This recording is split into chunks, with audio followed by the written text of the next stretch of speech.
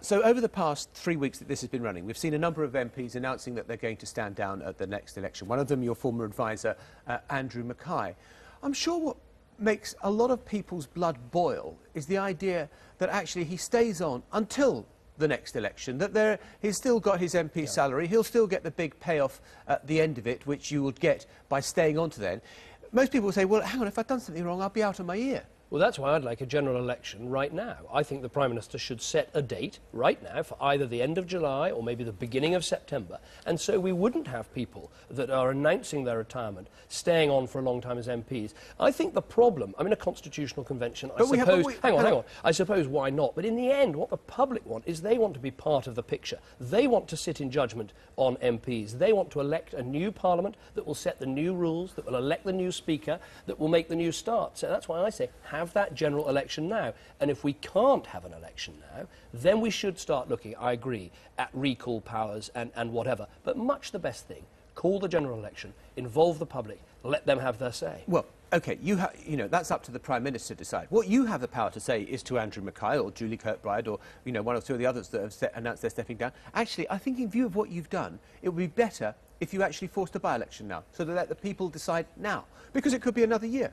The powers that I have is to say to my MPs, if they have transgressed, to remove them from my front bench, which I've done in the case of Andrew Mackay, to force a retirement, which I did in the case of, say, Peter Vickers, and to say that everyone has to go in front of the scrutiny panel or I will take away the whip.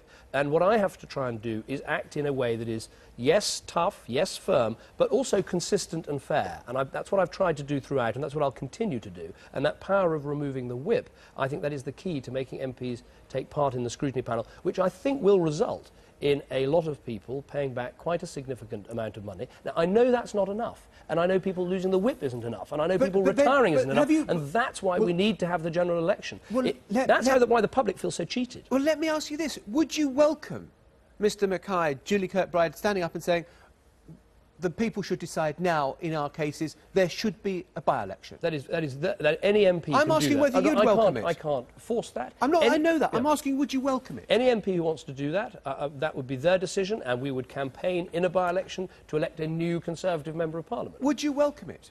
Well, I think it's going to depend on the case. I mean, I'd much rather have a general election. Andrew Mackay's case, would you welcome him having a by-election now in his Berkshire constituency? It would be his decision. If he decided to do that, I'd back it. I'd put up a Conservative candidate. I'd fight. I'd go to Bracknell. I'd try and persuade people to vote Conservative. Yes, of course I would. But I want to focus... but John, I think there's a point. I'm just trying to ask a straight question about whether... and I've asked it sort of 4 or 5 ways. I think I've answered it, is that if he wants to do that, I will get in there and campaign in a by-election. Yes, you said if he wants to do it. What I'm trying to ask you is whether you would welcome it, so that the people have a chance to decide. Would you, David Cameron, welcome it? Well, if we can't have a general election, then we may have to have powers of recall, and that I would welcome a power of recall, I've said so, but much better for the country would be to have a general election where everyone has to get in front of their voters, rather than a rash of by-elections, which I think it would actually kind of deflect from the need that everyone feels for a general election. So it's the general election I would welcome in favour of a by-election. OK, let's ask about another MP.